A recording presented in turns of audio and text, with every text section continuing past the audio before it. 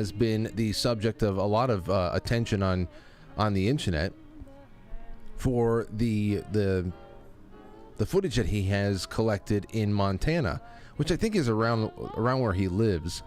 The Sage Wall in Montana, which looks like a megalithic structure to a lot of people. Wondering, is it natural? Is it man-made?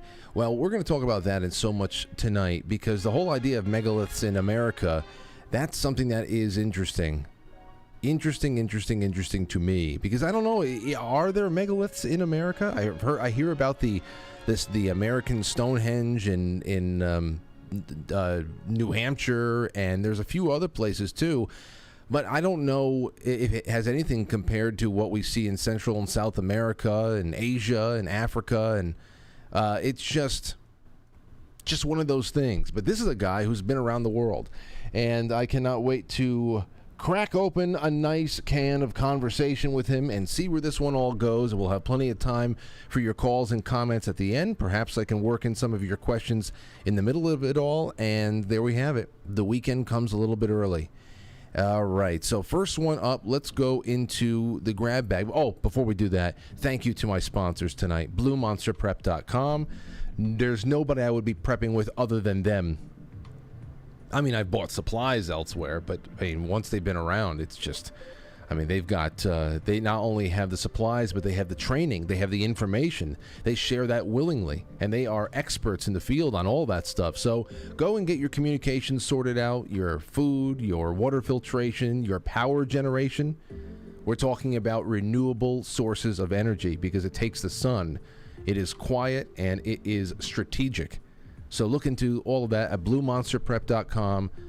Promo code Frankly, so you don't have to pay for shipping, and you can always have a friendly voice pick up the phone for you if you get in touch with Pat and Gina and say, I need help, please. If you sound like you're in distress, they'll pick up quicker. So just really ham it up. Okay, so let's see here. We were talking about Michael Collins. That'll be great. We kick off next week with Jay Gulanello. I'm going to jump onto Chrissy Mayer's podcast next week. We've got Alaric, the Barbarian, coming on July 19th. That's next Wednesday. He's going to be doing a segment with me about the Dark Ages, red-pilling us about the Dark Ages. Were the Dark Ages really that dark? And what made them dark, if so? Might even tie that into the Age of Exploration. So, good history again. That's going to be popping up next week. The night after that, we have Reverend Bill Bean. He's an exorcist. Demonic possession. He's going to be here in studio. And that's self-explanatory. So I hope you're ready for that one. I know I am. And that's all we have on that end. You ready to go into the grab bag? Let's do it. I have some really interesting things to do over here before we get into setting the table for tonight's main course. First one is from Zero Hedge. Did you know? Did you hear? The Secret Service suddenly closes the White House cocaine investigation without naming a suspect. There's nobody there. There's no rhyme or reason to Las Vegas. None of that. Oh, and forget about the Supreme Court leaker. There's only 16 people that could have been. And there's nothing there. But the Secret Service on Thursday announced that it's closed the investigation into how cocaine ended up at the White House without identifying the suspect. There was no surveillance footage that provided the investigative leads or any other means for investigators to identify who may have deposited the found substance in this area, just like there was no cameras working when Jeffrey Epstein was murdered.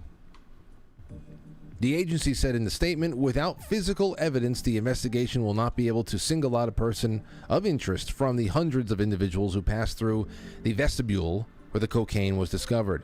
At this time, the Secret Service's investigation is closed due to lack of physical evidence. What did you think was going to come of this story? It was just a funny story. That's all it was going to amount to. A little funny story, an opportunity to make jokes about, I just assume everybody in the White House is on cocaine. No big deal. Certainly didn't have anything to suspect of the president's crack-addled family, right? No suspicions there. Now this story, this is something. This is something. This is from page 6. Robert F. Kennedy Jr. press dinner explodes in a war of words. and farting. I'm not joking. Words and farting. We're going to read most of this. Camelot, it ain't.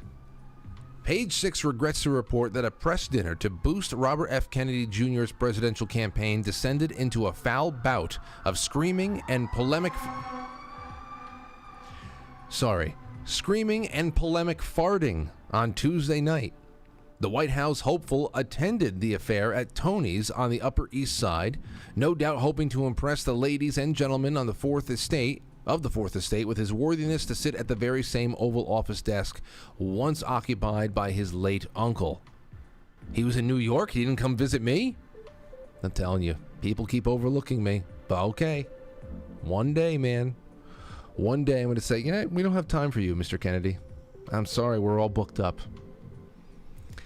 But a shouting match over climate change broke out between two boisterous old men, sending the evening down an extremely unfortunate path. The gaseous exchange, to which page 6 bore reluctant witness, began after a guest asked Kennedy, founder of the ecological organization Waterkeeper Alliance, about the environment.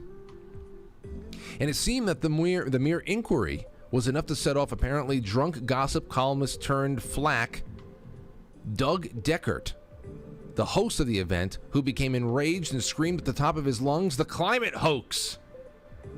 Meanwhile, octogenarian art critic Anthony Hayden Guest, who appeared to have been sleeping happily for most of the dinner, was roused by the abrupt rumpus. He suddenly opened his eyes and denounced his longtime pal Deckert, calling him a miserable blob. "Shut up," implored Hayden Guest. Hayden Guest tells us he was not asleep. He said, "I was just thinking," he told the Ouch. He was just resting his eyes. He told us and says that he is the one who asked the question about the environment. Deckert continued to scream wildly about the climate change scam, as he called it, while Hayden Guest peppered him with verbal volleys from across the table, calling him variously effing insane and insignificant.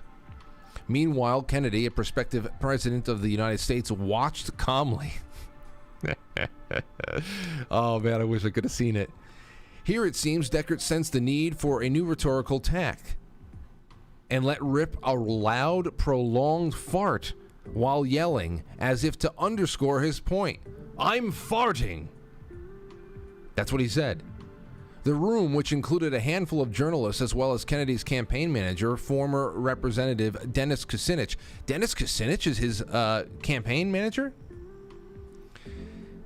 He was stunned, seemingly unsure about whether Deckert was farting at Hayden Guest personally or at the very notion of global warming. Maybe both. I would say, let's just say it was both. Regrettably, we may assure readers that there was no room for doubt that the climate changed in the immediate environment of the dinner table. The candidate maintained a steady composure in the face of the crisis. Former Page 6 reporter Flo Anthony attempted to change the subject, telling Kennedy how much she admired his father, the tragic Attorney General Robert F. Kennedy. Sadly and somewhat inexplicably, another guest brought things back to climate change, leading to another round of yelling. That's good for him. Good. I'm glad he did that. We're told Deckert and Hayden Guest have known each other for 3 decades. When asked to comment about his outburst the next day, Deckert told us, quote, "I apologize for using my flatulence as a medium of public commentary in your presence." Wow. Very cordial, at least. But the beer-fueled sex rocket, who picked up the tab for the evening as its host, was unapologetic about his views, telling us that he has zero tolerance for the climate hoax, scam, nonsense in any venue that I am personally funding, end quote. Well, I got to give him that much. So that's real. That's a real story. I don't know if, with so much press in the room, I cannot believe that there was not anybody there to film it. I mean, that would be golden footage. Now, there is a little something else on Robert F. Kennedy Jr., according to Seymour Hersh. I'm just going to throw this out there because it's a quick mention. Seymour Hersh put this out today, Fear and Loathing on Air Force One. He says, let's start with a silly fear, but one that does signal the Democratic Party's growing sense of panic about the 2024 presidential election. It was expressed to me by someone with excellent party credentials that Trump could be the Republican nominee and will select Robert F. Kennedy Jr. as his running mate. The strange duo will then sweep to a huge victory over the stumbling Joe Biden and also take down many of the party's House and Senate candidates. As for the real signs of acute Democrat anxiety, Joe Biden got what he needed before the NATO summit this week by somehow turning Turkish President Recep Erdogan inside out and getting him to rebuff Vladimir Putin by announcing that he would support NATO's membership for Sweden. You know how it was? Apparently, it is that Biden promised that there would be $11 to $13 billion line of credit that opens up as a courtesy from the International Monetary Fund for Erdogan to rebuild Turkey after those very incredibly timed earthquakes earlier in the year that killed 100,000 people. Right after the first time he said that he would not be voting to allow Sweden in. So as far as the whole Trump-Kennedy ticket, I don't know. Hersh has good sources, but just remember that in May, RFK Jr. tweeted what I would say was a pretty definitive rejection of ever being Trump's running mate. So you can just take it for what it is. The rest of this is really about what's going on with Biden and Turkey and NATO. And what else can we say about that? I don't know. Disclose put this out there not too long ago, about an hour ago. It was made public, a little bit over an hour ago, made public by the White House, that Joe Biden has authorized the Pentagon to mobilize up to 3,000 U.S. military reservists for active duty in Europe. So some people are saying, but why? Well, why do you think? Well, they have to go defend the border in Ukraine, not here. I don't know why you would need 3,000 more people in Europe when most of the army is abroad. How many tens of thousands of them you have playing with themselves in Germany right now since the end of the Second World War? So 3,000 reservists active duty in Europe. I don't know. Do you? Anywho, that's all I have for you in the grab bag. I hope that it was thrilling. We're going to get on with this, and on the other side of the intro, set the table for tonight's guest. And I cannot wait to jump in to the thick of it with Michael Collins, Wandering Wolf Productions. So don't go anywhere. We will be right back. And if you're on YouTube and on Rumble, please do me a favor and like the episode. Like the episode. It takes a nanosecond, and it does such a wonderful thing for us to get the ball rolling algorithmically, hopefully for the rest of the weekend, as people are catching up on everything they missed during the week here on Quite Frankly. And also, if you've already liked the episode, then please share it. Share it whether it's live or on demand at the time. It doesn't matter.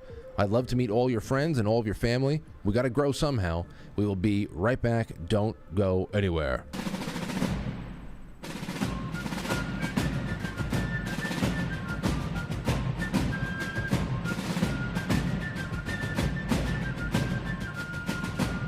You let one ant stand up to us, then they all might stand up.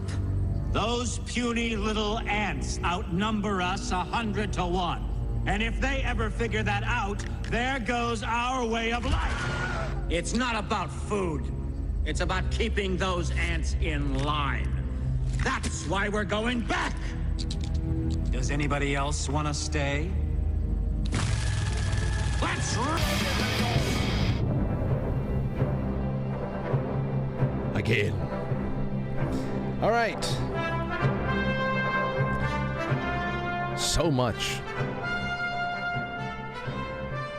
to do. Oh, you know what? Before we get started, before we go to this next thing, before we get ready for the big one tonight, thank you for watching. The pre-show is over, or so I think, because this just popped up right now. You got to see it. Here's a headline from BBC. Italian uproar over judge's 10-second groping rule. What?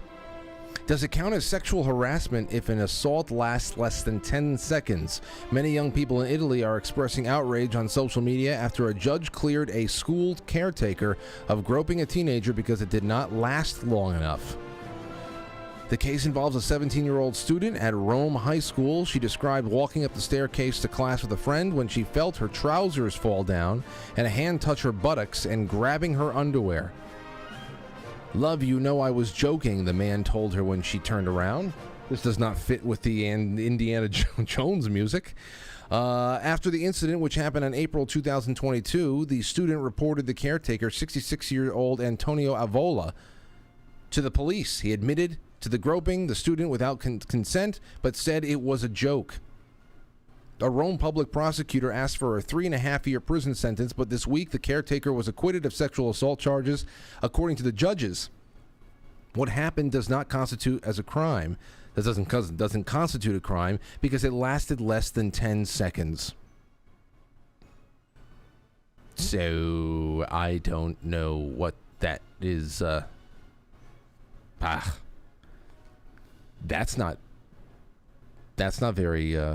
That's not very good news if you're an Italian living in Italy today. Then again, we have bad news all given to us all the time about precedent. But you hear that, Lauren? 10 seconds.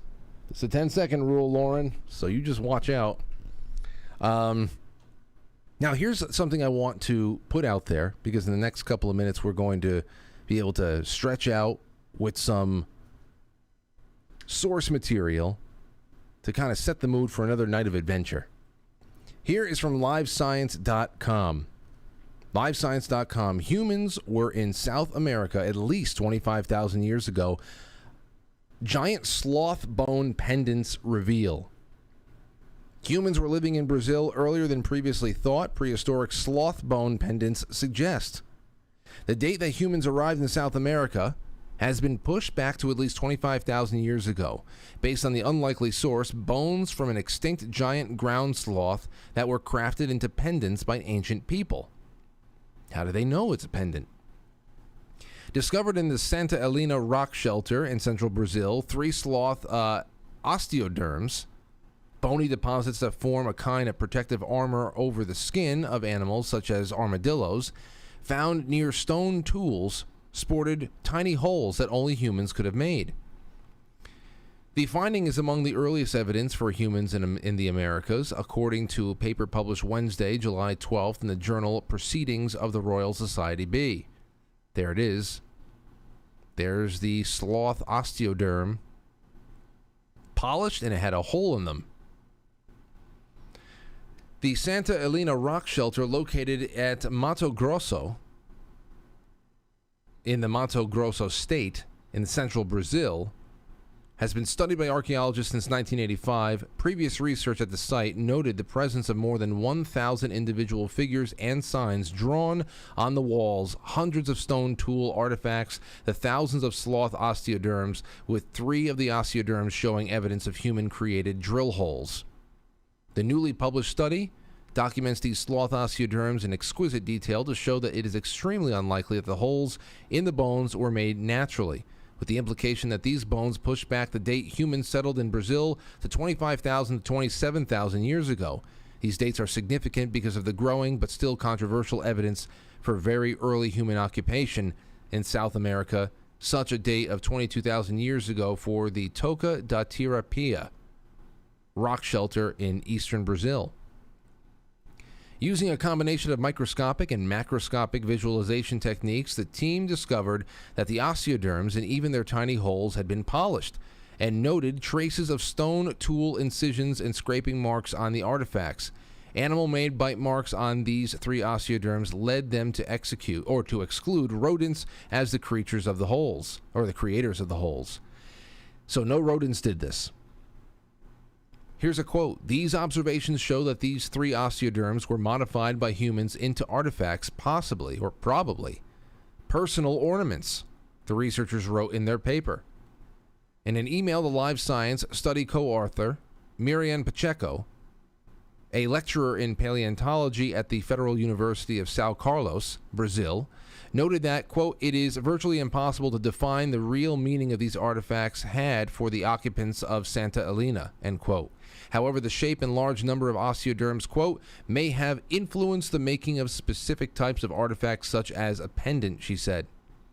The presence of human-modified sloth bones in association with stone tools from geological layers that date to 25,000 to 27,000 years ago is strong evidence that people arrived in South America far earlier than previously assumed.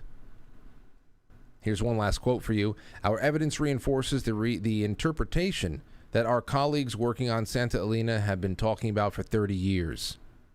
A paleontologist, Thais Pensani, said at the Federal University of São Carlos in Brazil in an email to Live Science, namely that, quote, humans were in central Brazil at least 27,000 years ago. Now, here's the strange thing. When I read about stuff like this, when we have people on in the past and all the guests that we'll have in the future on things like this, because I love these subjects, I really do. I know that 27,000 years old is just too much for some people in this audience to comprehend. But I'm willing to listen to it all. And the other thing I'm really interested about is why the kinds of remains and the kinds of things that we see in Central and South America, as far as structures, as far as artifacts that can date things that far back, I never hear about their equals, at least as much, in North America.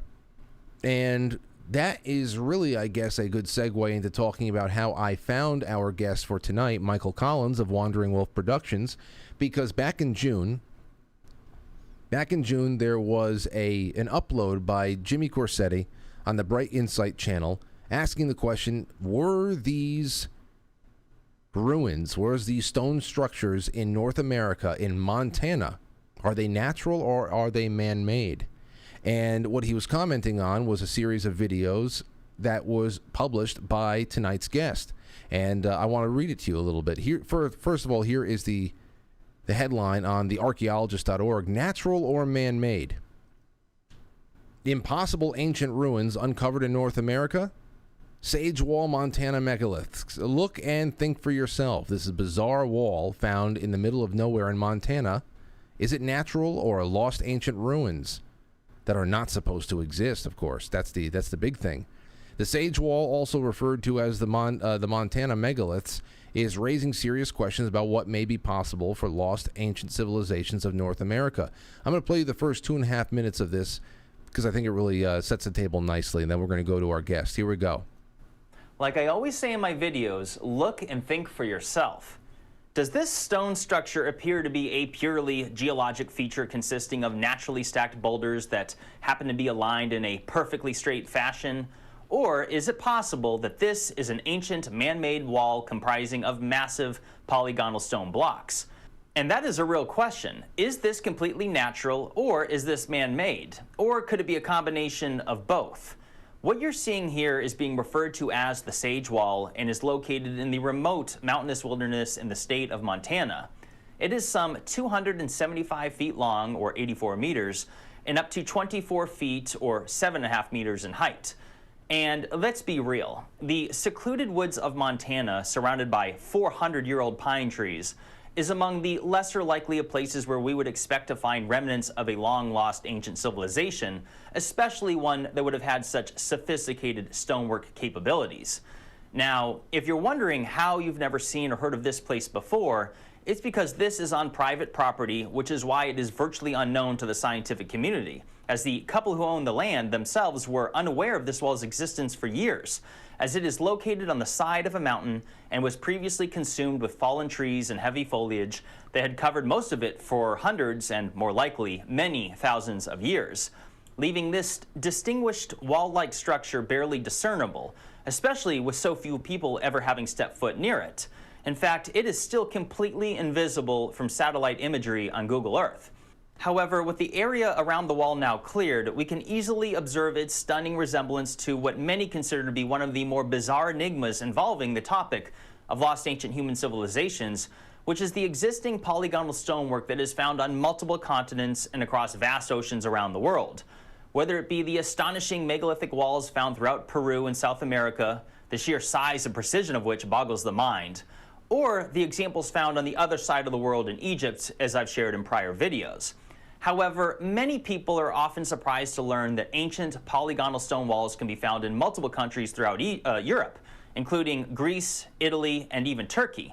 These ruins are truly remarkable, yet they receive so little attention compared to the more notable ancient European attractions found in Rome and Athens that we certainly all recognize. So there's a little bit of a setup there for you.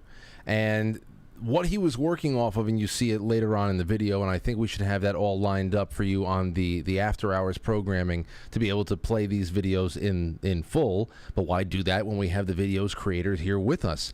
I have with us today Michael Collins. He's a man with a passion for travel and exploration of especially ancient landmarks. So much so that he left a career behind to pursue his travels full-time and formed what is now Wandering Wolf Productions. I would love to talk about this right now. He's visited so many. It seems, Michael, how many dozens of countries and cities have you been to already? It seems like your resume is just a mile long already. Right. First, thanks for having me on. It's a pleasure to join you, man. Yeah, it's getting hard to keep track of at this point. I know, and I was on your website, and I saw that you have just a really well documented and categorized media section. Not only just where you've been, but you have a wonderful travel blog, places to go, what you need to see if you're in certain regions of the world, and then you even have your own the drones. I love drone footage. I think that has really been a game changer for independent contractors and people who want to go out and share the world's beauty with others. It used to just be the Discovery Channel. Now we have little networks running around in the form of people like yourself. Yeah, the drone has changed the game in terms of what people are able to do, and new technology keeps coming out that's actually making things incredibly more appealing to watch independent content creators as opposed to large production scale stuff, just because of the quickness with which you can get content out to people and talk directly to them. So but the drones changed the game really, and especially with a site like Sage Wall that you were just covering a second ago there, that had been known about for a little bit, but it really wasn't until that drone footage came out, till we released that drone footage, that you were able to see just how impressively straight that wall is. Yeah. The perspective is something that we weren't really able to get, not on a consumer level, until the advent of these unmanned technologies. Which, you know what? Again, it's great to have the drone on you, but the drone means nothing if the person isn't there first. So let's talk about you and how you got to start Wandering Wolf. I read in your bio that you had a career in doing something else before this, and this passion just pulled you away from that and just called you in another direction. What were you doing prior to Wandering Wolf? Nothing incredibly exciting. I was working in sales. I had been doing that for about 10 years for a company here. I'm in Austin, Texas. And, I was miserable. There was no, and I think a lot of people can relate. If there's nothing, I was just making money for somebody else. There was no purpose to my day. So, it pushed me to my limit. And I had decided to take a year off, and I started traveling, doing something that I'd always been interested in doing. And that went on for a year, and a year was going on into 2 years. And I figured I better figure out some way to make this work, or I was going to run out of money pretty quick. So started Wandering Wolf Productions, started traveling, and just really focusing in on what I was filming and figuring out that kind of direction for the channel. Well, you know what's the most mind-boggling thing for me is how you can actually afford to travel like this, because it has gotten so, with energy costs, fuel costs, everything. People are really very selective with when they're getting onto a plane, when they're getting onto how they're getting from place to place, how they're fulfilling all of these desires to travel and see the world like you are doing. Did you find some kind of a life hack here? Are you flying standby? How did you get around so much in this time of transition and then said, hey, you know what? Let's do this full time. That still takes a pretty big bankroll. Yeah, well, I think that I think one of the biggest things with travel is there's a misconception about exactly how much it costs. Now that has changed, especially recently in this last year. But it doesn't have to be quite as expensive as I think people might think it may be. But I will say this: it does help that I was smart with my money for about 10 years, working in a field where I was making a decent wage, and I had a plan to focus that to shift focus, and so I had a plan there with my resources. But there's trips that you can do overseas, at least at the time. For $1,000, you could go tour parts of Europe and different stuff for like $1,500. Wow! If you're willing to fly certain less desirable flights on certain dates and shop around and stay at hostels and different things like that. I kind of started out that way, and then when COVID happened.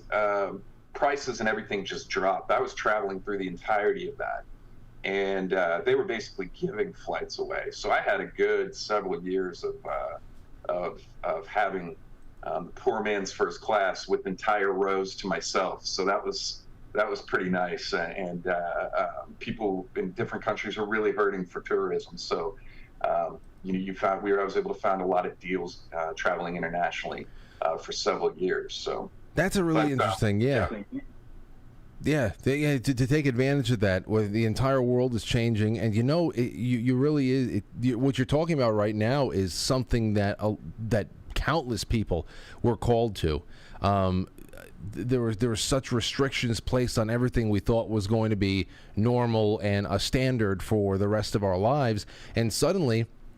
There's a lot of people in all phases of their life that are suddenly talking about or asking themselves, hey, you know what? Maybe this is the best time to take that leap. Let's try that thing. Let's do that thing. And you the one thing about the travel vlogging and all the work you've done, and we're going to get into all that in detail, is that there is such a very crisp, high-quality artistic edge to it, and you went the extra mile. You brought on a lot of very experienced video people, so you really knew that this had to be an artistic endeavor as well as an actual traveling endeavor too. Yeah, well, I knew a couple things when I started. I knew right away that I couldn't get the best content. I didn't have enough experience. I wasn't good enough, and I couldn't just interject my voice. I was too into this space. I was too small. But what I could do was get to places and maybe other people were unwilling to go to. And so that was my focus for the last, 4 years at least, was getting to places or trying to get to places that either people haven't been to or it hasn't been covered or covered well, and focus in on that. And it's kind of paid off a little bit as things, recently have started growing for the channel and for what I've been doing. So it's been, turned out to be kind of a good way to focus in. And as I've done that, skills and abilities have improved over time. If you watch my old videos, they're kind of, for me, they're hard to watch, some of the first ones. Oh, I know what you mean. I know what you mean. I don't like looking at myself from the day before, but please don't make me watch myself from 2 years ago. Please don't. Yeah. And so how many continents have you been to since this has all started? All of them, except for Australia. You've been to Antarctica, but not Australia? No. Okay, so Antarctica, no. But Antarctica it's on the list. They're all on the list. But Australia and Antarctica have not been hit yet. Okay, so then let's just get to some of these other questions I have first then too. Is there any survival element to what you do at all? Are you immersing yourself into wildernesses there, or for extended periods of time, or is it more so just being strategic with your camping location or your hotel or your hostel and just going to see very specific planned portions of a country or a city? No, this is not, some of these trips, they're not typical tourist trips. Like, I'm getting way out there in the middle of nowhere. So they're not always like that. It depends on where I'm going. But yeah, there for sure. Some of the more out there places have been all over Patagonia, through the Andes mountain ranges. We were just in Libya and up on the border of Syria. And I say we, my cousin and I, my cousin Austin travels with me and does the 360 and VR camera work. So he travels with me on most of the trips that we go on. Whenever we can travel together, we do. But yeah, man, we get out there and into some pretty far out places. One of the places I just went, it's not like it was very far away, but I was up in Nova Scotia, and the first thing I saw when I pulled up there was a giant black bear, and then just spent the next several days covered in ticks. So, it's not always sleeping in the cities and stuff like that. Sometimes you're really getting out there. So what's the most unforgiving locations you've been to? Like, let's say maybe top 2, top 3 unforgiving locations where you're there, you're seeing the sights, but man, you don't have the creature comforts that you have back at home, and it's pretty uncomfortable. Oh man, let me take a look at this map real quick, man. There were parts of going through Patagonia that were really way out there.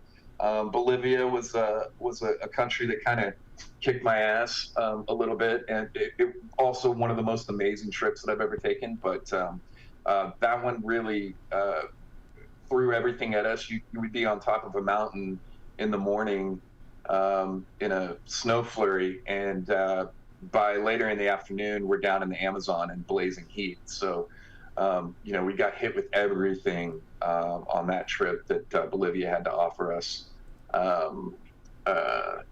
Iceland, we were there as winter was picking up. If you're over there when the winter's getting going, that can be pretty intense. You get stuck out in the middle of nowhere in Iceland on that rain road, and you could be in some big trouble. But yeah, each new trip presents its own set of challenges, and all of them create these wonderful experiences that I've been lucky enough to be a part of. What would you say is the best night sky you have seen all over for every place? What is the best and clearest night sky that you've seen? What a good question, man. Amazingly enough, Death Valley here in the U.S. has one of the most amazing night skies that I've ever seen. I've spent nights just sitting out there staring at the stars. It's one of my favorite places to go here in the U.S. And I did an extensive series covering Death Valley, and that was a really cool trip. But it is ranked as, if not the number one, one of the number one places in the world to see the night sky. Wow! And it does not disappoint.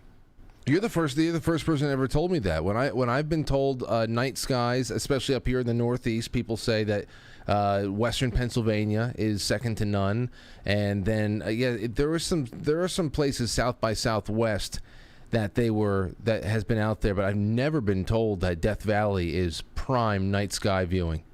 Oh, it's amazing. You can see the Milky Way like it's right there. And don't get me wrong, I've seen amazing skies. Again, Patagonia always pops up. Patagonia was amazing. I've been down to Punta Serenas, which is one of the most southernmost points in the world.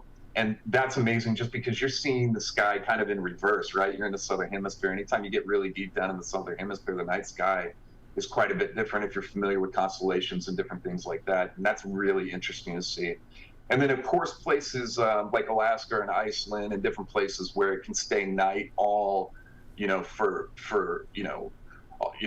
20 hours or all the whole time. Those are really interesting places to be, and can be a really unique experience. Now, are these places right here, because we're going to be talking about ancient ancient sites. We're going to be talking about megalithic structures and all that. When you go to up in Scandinavia, or when you're in Death Valley or everything, where you're wanting to cast your eyes upon something so vast, like a huge desert or something. You want to be able to be there in the vastness, and that is a site in itself. But there's no structures there. There's no nothing. Are you at the same time just checking boxes? You want to be everywhere as possibly, document everywhere on Earth as much as you can, or are there specific places, specific things you want to see in every country or city you go to? Bro, I want to see everything. But of course, I focus in on the ancient sites. That is what I focus in on. So, kind of to break it down for you, when I pick a place, let's say for example we just did Lebanon, we will base the entire trip off one specific place. So that entire trip was built around visiting Baalbek, and then we'll expand that trip outward from there to include all sorts of other stuff. But every time I choose a trip, for the most part, it is an ancient site is the primary focus, and then the trip is built out around from that. And so there usually is plenty of opportunities to see, amazing natural formations or areas and different things like that. Be a part of some good cultural experiences. Love checking out the food in different places. So we build all that into each trip, and then try to eventually get that out to the channel. I'm probably sitting on like anywhere between 2 to 3 years worth of content. I've been traveling so much that I'm just now getting into traveling less and going to be focusing in on getting all of that content out on a much more regular basis. My goal is 2 to 3 videos a week, and I think I can probably do that for almost 2 years with what I have now and share a lot of these experiences. Well, I can't wait to see it. And if you've compiled that much, then yeah, there's definitely got to be a plan, a very well-planned release to all of that stuff. And I know might get sick of it. We'll see. Well, I'll pace it, but.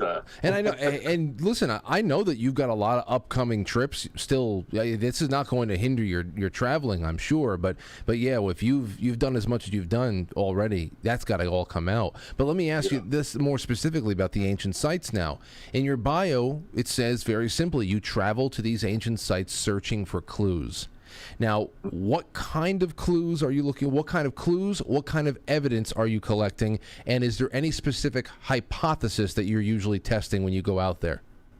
Yeah, so there's a lot of similar features found at these ancient sites around the world. So when you start getting into stuff that's ancient, so we're talking thousands of years old, and specifically megalithic structures. So these huge, large man-made formations and structures, I'm looking for things. There's a lot of different things can be found similarly around the world on every major continent. You have things like machining marks, you have scoop marks, you have nubs, these nub features that stick out of these large blocks, and all these similarities, and there's many more, but there's all these similarities can be found all around the world. So, my hope is to document these things. I'm probably not the guy you want sitting down and doing your data work, right? That's not me, right? So, but what I can do is get out there, film these things, collect all that information, that data, that footage, and then I want to put it out there so that other people are either inspired to go see for themselves. That's ultimately what I hope to do with all this, is inspire people to ask their own questions and generate thought and conversation, and get the footage out there for other people to start maybe comparing and taking note of, people that like to really sit and break all of this down. So those are some main things that I'm looking for when I'm traveling, and rarely am I disappointed. Rarely on any continent and country that I go to where there's a megalithic structure am I disappointed with not finding at least some of these types of features. Yeah, I love that. I love this unofficial working relationship that people like yourself, content creators and producers, independent producers, are forming with each other, with their audiences. There's a lot of people out there that are just they're just very interested in where you're going. They're very interested in living, not necessarily vicariously, but some people do for various reasons, to see where you're going and what other parts of the world look like through unbiased lenses and all that. But there's also an element of people who just they're picking up ideas of places they may want to go now. And then there are the data nerds. There are the history nerds. The anthropologists that like to sit down and have some new raw footage and data to pine through. And the comment sections, I mean, it can always devolve into madness and whatever, but the comment sections are always infinitely interesting to read through. When I settle upon videos like yours, because invariably there's going to be somebody in there talking about a chapter in history and things that are linked to other sides of the world, and it really just makes you wonder. I love this unofficial relationship that you guys have with your audience members. I think it's absolutely crucial to discovering and new ideas, new thoughts, new ways of approaching these things. It's absolutely a symbiotic type of relationship of gathering the content and then of having other people just really break it down into details. And so I just look at it as my job to get as much of it out there as I can, as best I can. And I hope I'm doing that. Been learning as I've been going, and luckily most everyone has been very patient with me as things have been improving with the channel over the years. But it's absolutely a symbiotic relationship of gathering the footage, others breaking down data and really digging into it, like you said. So what are the more curious sites that you've been able to visit in the world for this specific reason? There's Stonehenge is the most famous, but tell us about all the places you've been to and the ones that really stick out for whatever reasons. Golly, and maybe it's just because I was just there, but I've never been quite as blown away as I was at Baalbek. Baalbek is unlike any other site that I've ever been to, including places like the pyramids and stuff. It has every example that you might see from around the world when it comes to these different types of features. The megalithics, it has some of the largest megalithic blocks. It has nubs, it has pinch holes, it has machining marks and everything. You also have this clear example of this more sophisticated base layer that looks like it was later built on, which a lot of times you see more frequently in South America, where it looks like it's getting less and less sophisticated, as if less sophisticated civilizations have moved in and stacked on top of it as time went on. You have these types of examples there as well. Baalbek was just absolutely mind-blowing, and a place that I would just recommend anybody who is ever thinking about traveling and going to an ancient site around the world. If you can make it there, that should definitely be one of the #1 places on your list. And then recently, these places in North America that I've been covering. So Sage Wall, and the other one that I am really excited about that I feel like I'm kind of screaming at everybody to pay attention to that hasn't really hit the mainstream yet are the Mystery Rocks of Saskatchewan. Now I've covered that. I have a drone video out. I have a walkthrough video out, and I'm going to have more videos out on that site. And I'm hoping to be back there in like a month or two to cover that site again.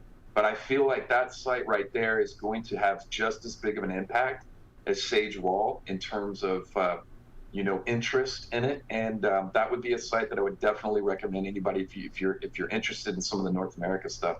Check out the Mystery Rocks, and of course Sage Wall is just blowing up right now. Of course, check it out. But Mystery Rocks, I think, is gonna be up there here pretty soon. It has a lot of really good examples of some of this stuff that I think, as we dig into, are gonna hopefully reveal some interesting information for us about North America. I'm skimming through the Mystery Rocks of Saskatchewan that you put out about a month ago, and just putting up on screen there too. And it looks like it's just a giant just.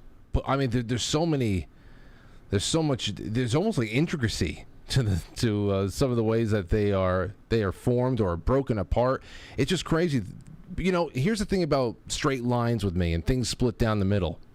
I have seen so many of these videos now on YouTube where somebody, one man, and a small little hammer, and all of his, you know, I don't even know what the hell they're called. I guess chisels. They look like little chisels, or rivets, whatever.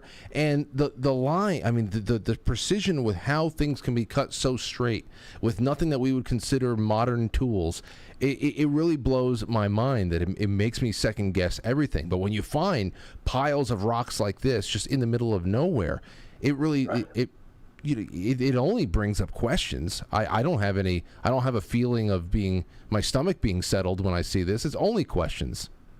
Yeah. And Mystery Rocks is really interesting because it looks like there's three different areas of, you know, kind of how I've dubbed it is the quarries area, the staging area, and then the finished area. But what's interesting is that they're all lined up in rows. And so you can really get that, you can see that in the drone video. Yeah, you know, and you know, we spoke briefly earlier today, and one of the, you know, things that we had been talking about that I was mentioning, you know, one of my main areas of interests is the, you know, the importance of just raising these questions you know, the truth and the final answer and getting to a conclusion is of course important. But for me, it's also about the journey, the process of asking the questions, and also making it more and more acceptable to ask questions about things that have supposedly already been answered or settled. You know, I think it's fair to say that most of us can agree that we've been lied to consistently throughout our lives by things like the media, mainstream stuff, all sorts of different areas, right?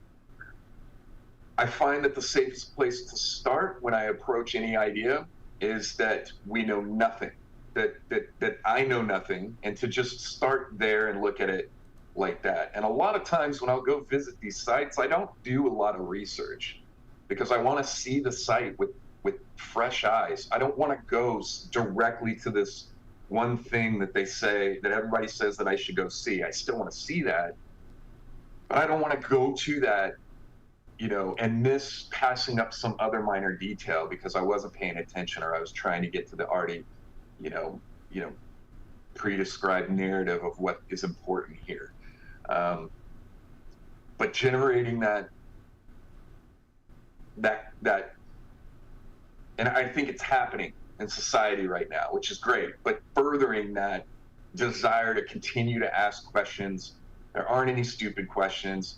And just because somebody wants to come along and say that's already been answered, it's still important. Let's continue pushing through that train of thought. No, there's no harm in doing that. And in fact, it just creates a sharp mind to continue to just ask questions about all these things. Well, you know, there is harm, Michael. That's the whole point here. Whenever you start asking questions, whenever you start poking holes in the current the current narrative or the paradigm in which we live, there is harm to those who gatekeep for that paradigm. And when the doors that you're knocking on can do something as potentially as drastic as push back the known history of a region and make it 25,000 years older. I mean that is, talk about a whole new set of eyes. I mean, these are the questions that they may say they're simple, and the thing is that once you go and lay eyes on them, whether you're there or whatever, whether you've been trained or not, there's always this thing. There's always this intelligence in your gut that can tell a person who has not been formally trained to analyze rock or anything to say, this doesn't seem right. I'm not going to be able to draw a conclusion on my own, perhaps, but I'm going to go and bring it to somebody who may. And you know, that is where the rubber meets the road, Michael, because what we have found out is that there are plenty of people in scientific circles that are willing to go to the places that other people are saying it's not allowed. It's just Right. there's only certain amount of experts. It's the tyranny of the experts, but who's experts? So I think that the more people like you bring evidence and data like this out to those who can actually look at it with trained eyes, we're finally going to get a little bit of diversity and conclusion. Mm-hmm. And I think it creates a space where more and more people are willing to step out and do the same thing. So it's that's I think really important. Creating that space for others to step out that may be shunned within their community, because experts are really good at doing that. Yeah. Well, okay. Well, here's one for you. So Jimmy of Bright Insight. He's the reason why I found your work. Actually, I found him because of his analysis of the Richat structure in Africa, being as he postulates the possible location of Atlantis. Mm-hmm. Is this a place that you ever intend on going? And is Atlantis and mythical, almost, these are almost mythical locations and cities. Are those on your bucket list to discover? It's funny because before me and Jimmy really connected really good and got our friendship going, I hit him up on Twitter when everything was blowing up. I was like, crowdfund it and I'll go over there tomorrow. I'll be on a plane. But I'll be honest, it's if I was partnering with somebody or going with somebody, or it was part of some project that I ended up being involved in, but it's not on my radar. No. There's been some guys that have been doing some excellent coverage that have been out there.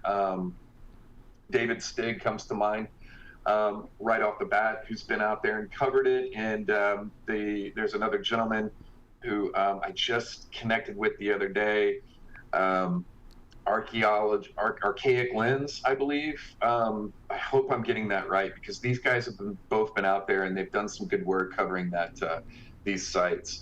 But as for me right now, the Richat structure, that is a whole big trip, and where that would just be in and of itself, that one thing. I mean, it's in the middle of nowhere. And a lot of times what I'm looking to do when I travel is kind of maximize the amount of content that I can get to, right? It's this balancing act of, making your buck go as far as you can, unfortunately, right? I'm not big enough yet to just kind of pick and choose. I have to be a little bit strategic still. So usually I'll pick a place where I can get, anywhere between at least 3 to 5 main places filmed and released. So the Richat structure would be really hard. That looks like quite an adventure. Yes, it does, and I'll be looking out for that. I don't think I'll be going there anytime soon, but I love when other people do the trip for me. So I'll be looking out for it. There is another. So now I want to talk. Let's just talk about Montana. Describe what you documented there with the Sage Wall, because this is how I found your work initially. And so you already talked about some of the things that you found elsewhere in the world, knobs, divots in the stone. How else is it consistent with other sites that you've other megalithic sites that you found? Because there's no consensus on this. There's a lot of detractors, people who think it is just a naturally formed wall there. But in your personal travels, aside from the knobs and the divots, is there anything else that's consistent with other sites that are confirmed megalithic sites of ancient civilization? Yeah, so Sage Wall is an interesting site, and like you said, there are a lot of people out there that they're as interest is grown recently. There's been a lot more people going out and documenting it, and there's both sides, right? People that think it's completely natural and are showcasing that, and very well. Timothy Alberino, good friend of ours. Alberino, he released an excellent video breaking down his thoughts on that, why he thinks it's natural, and hats off to him, because I think he really did a good job. This is what we need. We need people going out there and getting as much information and presenting them in a non-biased manner. Now, I feel like I've done a bit more exploring of the site than some, and for me, what it boils down to is a lot of the circumstantial stuff around the wall. Right now, the wall in and of itself is just, it's amazing to walk up on. So whether it is natural or man-made, it's a sight that I think is just so impressive. You have to see it in person if you ever have the opportunity. But you know, it's really hard to think that something like that has been there for as long as it clearly has and not been utilized in some form or fashion by man. Now, you know, was the wall built as a megalithic structure by man, or at some point has it been influenced at a later date? I've been working recently with several other gentlemen gathering data. We've 3D mapped it. My buddy Sean has put that into the 3D mapping system, and I'm hoping to share a lot of this information here in the coming months. It shows a level of straightness on that wall that is just, it's really hard to, it is so precisely straight that it's hard to, it makes it kind of hard. It makes it hard to get behind the natural process. Now, again, I think we could have a combination of things going on here. A natural formation that has man-made influence over time upon it, or vice versa. And then the surrounding things in the area, like the cut marks, there's the cup holes, the cut marks, some of the straightness in areas, the blocks at the right angles. And then there's one that I've shown, there's a clip that I've shown of a comparison shot between Egypt and the Sage Wall of a clearly cut out square with a groove that goes out to a circle chamber. And it's exactly like something that I, at the time, had filmed maybe 5 to 6 months previous in Egypt.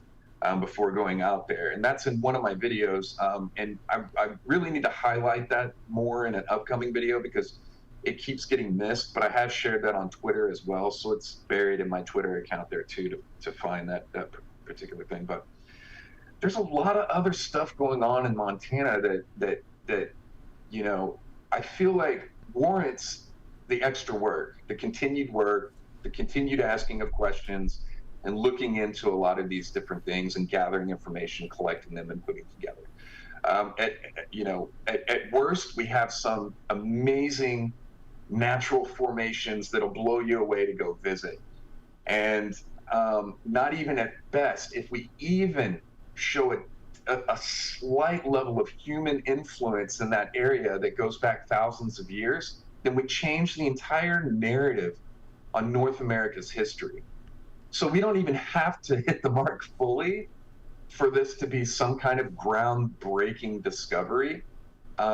Just in and of itself, with these sites being used by people for thousands of years and then influencing the stones after the fact, it still changes the narrative around a great many things. So for me, that makes it totally worth continuing to investigate and gather more information and research and get more people involved in. Yeah, I'm with you on that one. It definitely sucks me in, and I know it's the same for a lot of other people. When I was speaking, when Michael was speaking just a few moments ago, and I was putting those pictures on screen, that was all courtesy of Incred History on Twitter. Incred History, the filmmaker, author. And I hope to talk to him one day about legends and other oddities and controversial history. I think friends of yours too, Michael Collins. He's great. We just did a video the other day that I think he'll be putting out here pretty soon. He's doing a lot of awesome work. He's been up there filming recently as well. And so there's another person out there making it happen, boots on the ground. Good stuff, doing great things. It's been a pleasure to work with him. Well, here's a comment that really not only grants credence to the Sage Wall possibly being made man-made, but also just speaks generally about, as you said there, the ease with which the entire understanding of North American history can be generally shifted. If just, and I want to get your opinion on this. Listen to this. This was a comment that was left on this subject of the Sage Wall.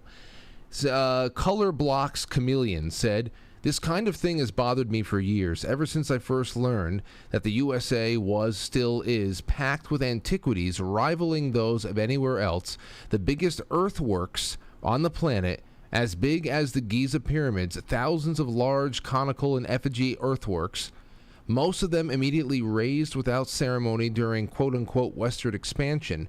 In my state of Wisconsin alone, there were once thousands of animal-shaped effigy mounds. There's only a couple of hundred left. One actually has a county highway cutting right through the middle of it. We have ancient earthworks lying unceremoniously at the end of random residential cul-de-sacs, acting as the freaking drive-around loop. It's so sad. The stone megaliths are not so easy to bulldoze down. There are thousands of miles of stone walls crisscrossing New England, along with America's Stonehenge in New Hampshire, and now these sites in Montana, and no one knows anything about it. Now, I don't know. This is something I have not personally looked into at all. But what do you think about that? Because I'll say it goes hand in hand with a question that was asked from another audience member, John Otter. He said this. He said, the only question I have for the guest tonight is, why is North America the only continent without megalithic structures? I do not accept Anasazi as an answer, nor do I accept mound builders as an answer. Why are there no ziggurats, etc.? And for that matter, why is sub-Saharan Africa devoid of such structures, especially with the mainstream narrative that it was the origin of modern humans? So leaving Africa out of this for now, is that true that North America doesn't have any traditional megalithic structures aside from what we are speculating about tonight?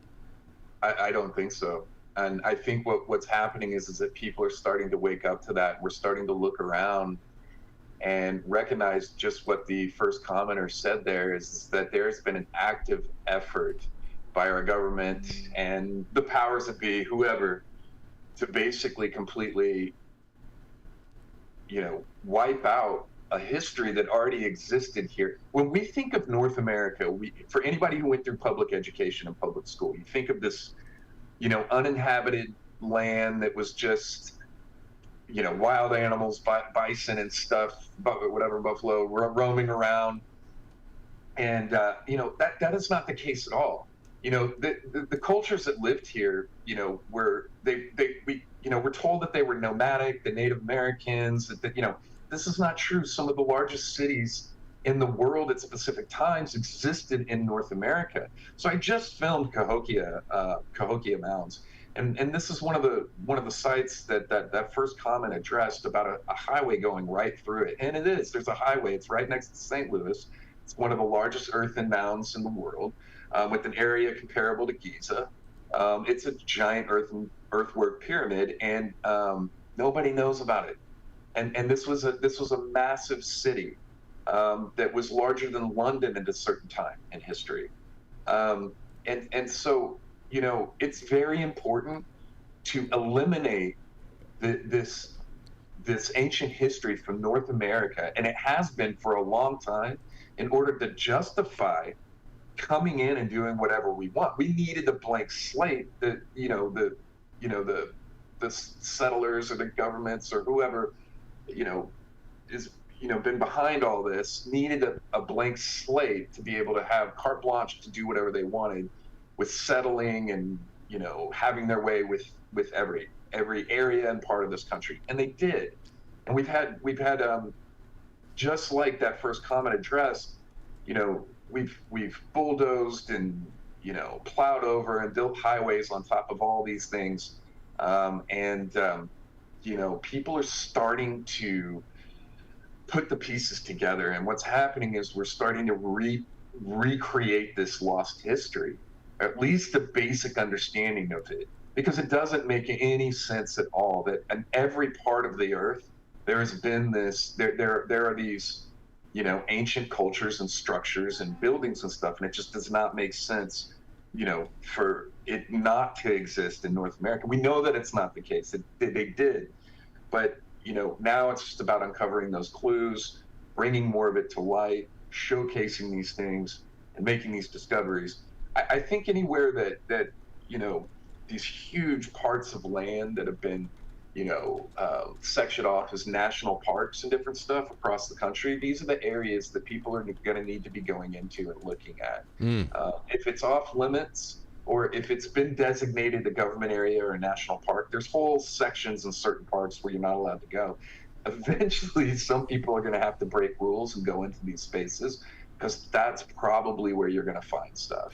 Yeah, I always think about that there too. The idea that war happens, that a stronger civilization consumes a weaker civilization. That's the story of our planet many times over before, right. The Eastern Hemisphere came over and met up with the Western Hemisphere again in the 15th century and then beyond. So that's ancient history. How that turning over of hands. It's always the case.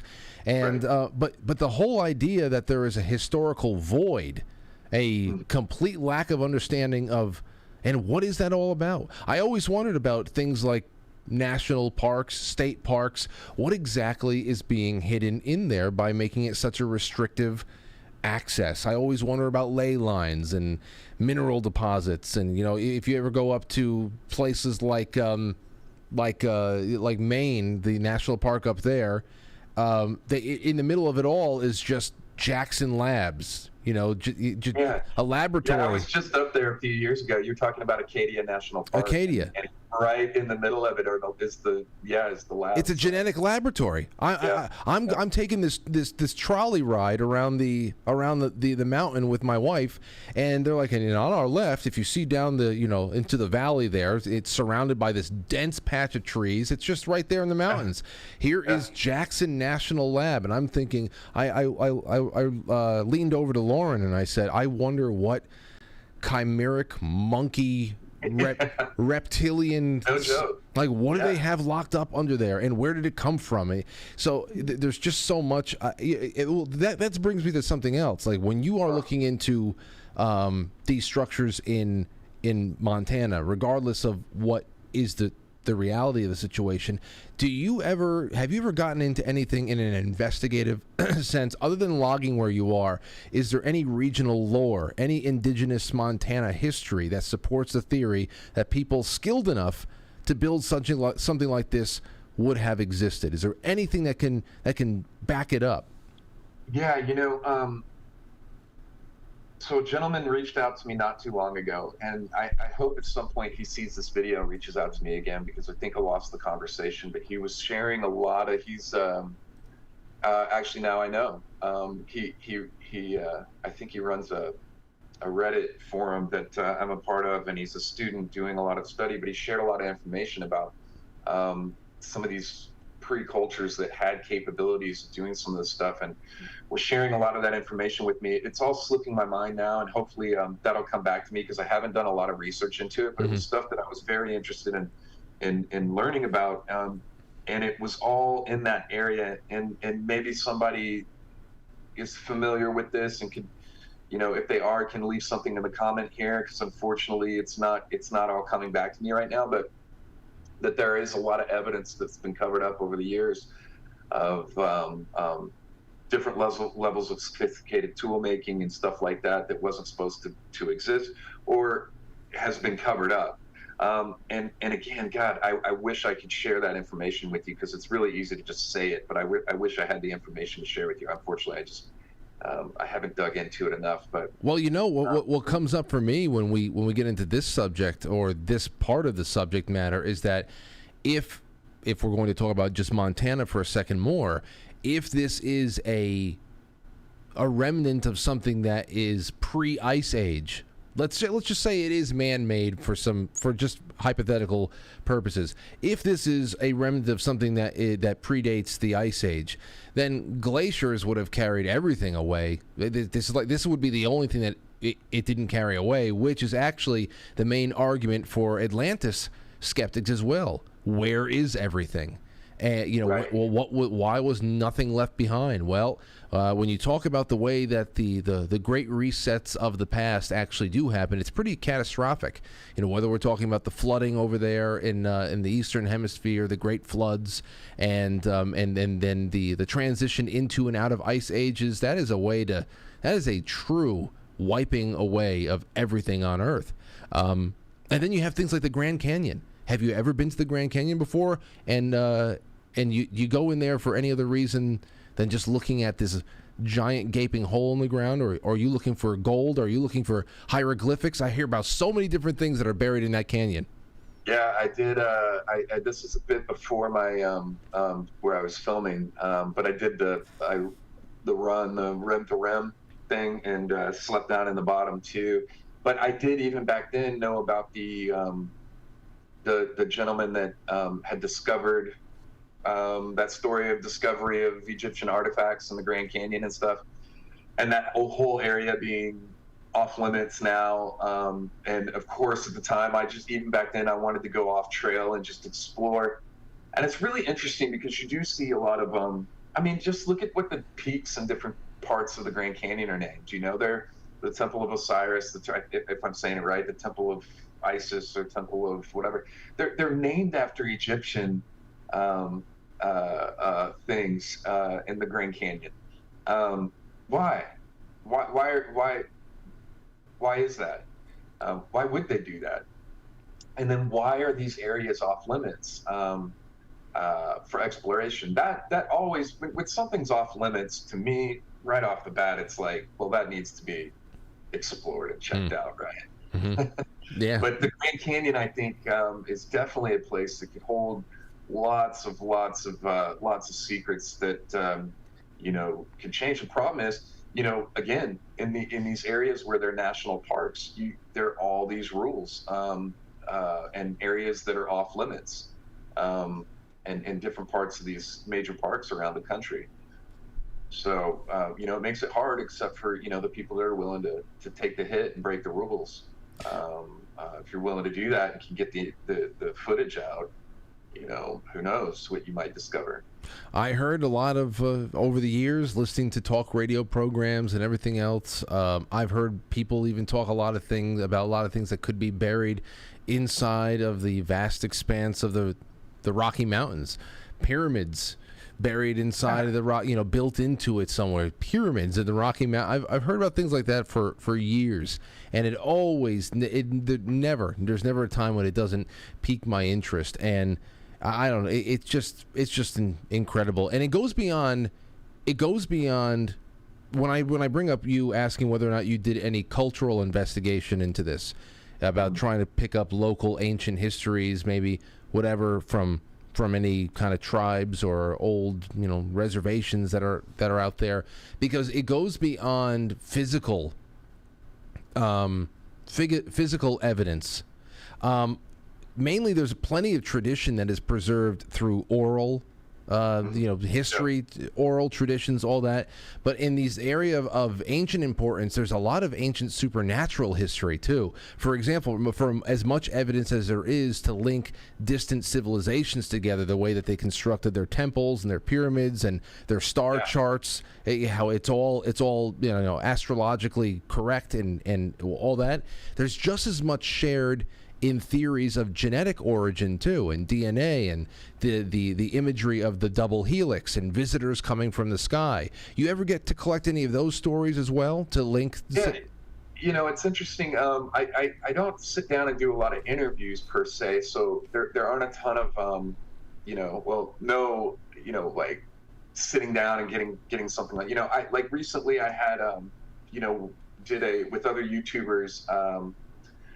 Journey to Truth podcasts, and Nikkiana Jones and Katie Weiss, we all did a trip out through the American Southwest, and I was able to get a lot of cool stories from our Native American guide on one of our trips. But some of that was really heartbreaking. It didn't feel right to have the camera on, but the stories that of her experiences, and then her stories about the areas and stuff, they were amazing.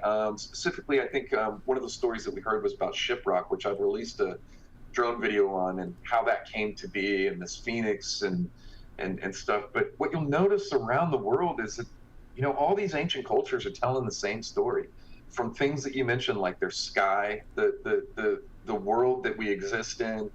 There's so many different, they all share flood myths, or stories.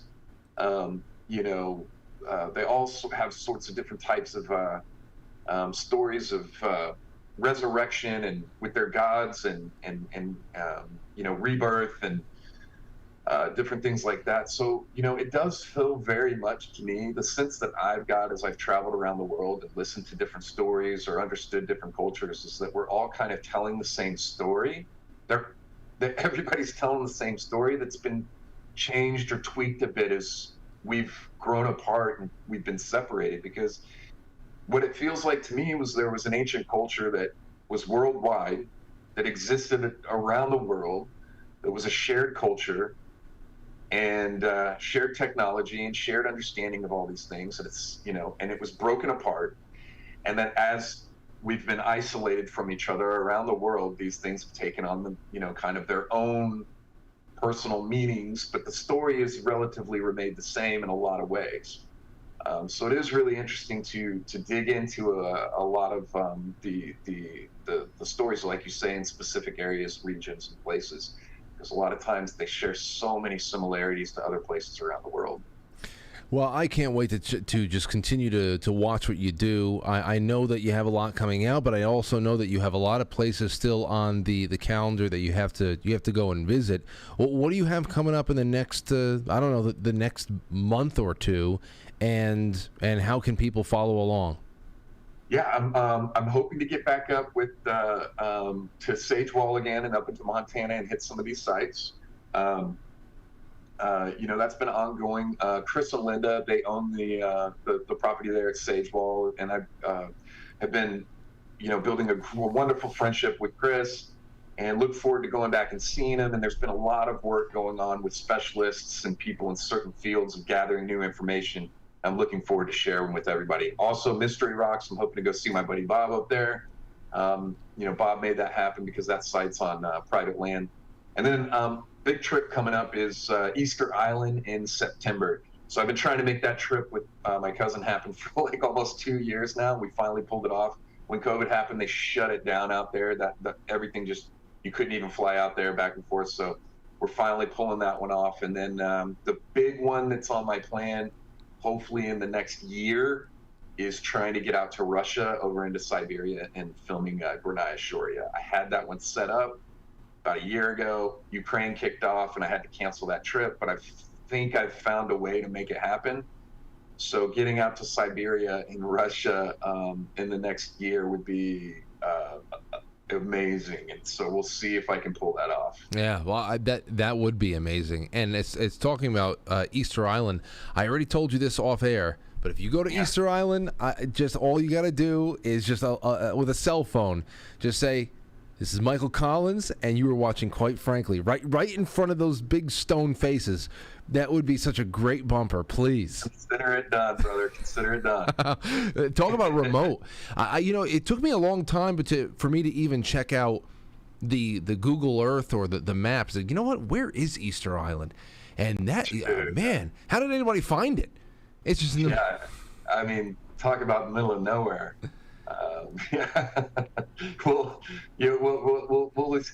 I'll record the thing. We'll see if I can get it to you live or something. But I'll definitely record it. I don't know how they do internet out there, so we'll see. It's all right. It's all right. It's going to be a really awesome to see how that all works out for you, and I hope that people are paying attention to what you have going on. Is the best place to go. We have Wandering Wolf Productions. That is linked in the description of the episode. But from there, do you just want people clicking through to subscribe on YouTube? Yeah, the best places that you're going to be able to see the new content that I have, and then also keep up with me while I'm actually traveling and doing things, is going to be on YouTube. So just Wandering Wolf on YouTube, and then on Twitter at WWolfProd, Prod. And so that's going to be the best way to keep up to date with everything that I'm doing in real time. And when I'm traveling, I drop stuff on Twitter the whole time that I'm traveling. And then YouTube, obviously, is going to be my main platform for pumping out content. Well, it was really wonderful getting to know you today, Michael. I'm sure we're going to be hanging out again in the future, and please, anytime something is breaking, and you just send it my way, and I'd love to keep up with you in real time. Absolutely, it's been a pleasure, man. Thank you so much for having me, and it's been an awesome time. I look forward to hopefully doing it again, man. Oh, we will, no doubt we will. You go have fun, and we'll be in touch.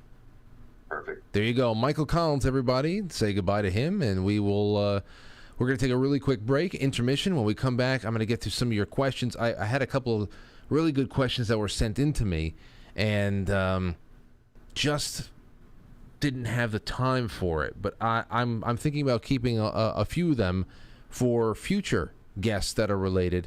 And yeah, we will be right back. Don't go anywhere. It's intermission time, folks. Time out to press the like button. Thank you. Ladies and gentlemen.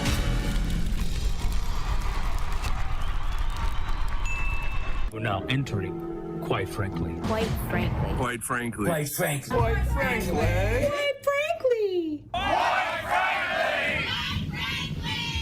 Quite frankly. Quite frankly. Quite frankly. Quite frankly. Quite frankly. Quite frankly. Quite frankly. Quite frankly. Quite frankly. Quite frankly. Quite frankly. We all support quite frankly. Not quite. Quite frankly. Let's go, Brandon. Quite frankly in Roma, Italia. Quite frankly. You going on Frank's show tonight? I want to get a Coke. Can I get a Coke? So everybody watch, quite frankly, with Frank.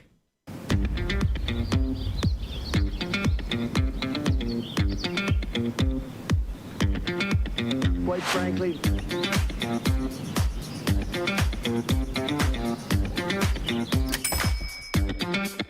How dare you? Didn't get around on that, but Quincy, these are great questions that I don't want to go away, because these are the types of topics I want to keep jumping into. And as you can see, we have some really great history-based guests that are coming on, and I'm always meeting new ones now. One guest is leading to another, and we're just building a wonderful network of friends. And then one day we can have wonderful roundtables and tribunals. Let's see. Somebody asked about Baalbek. Where is it?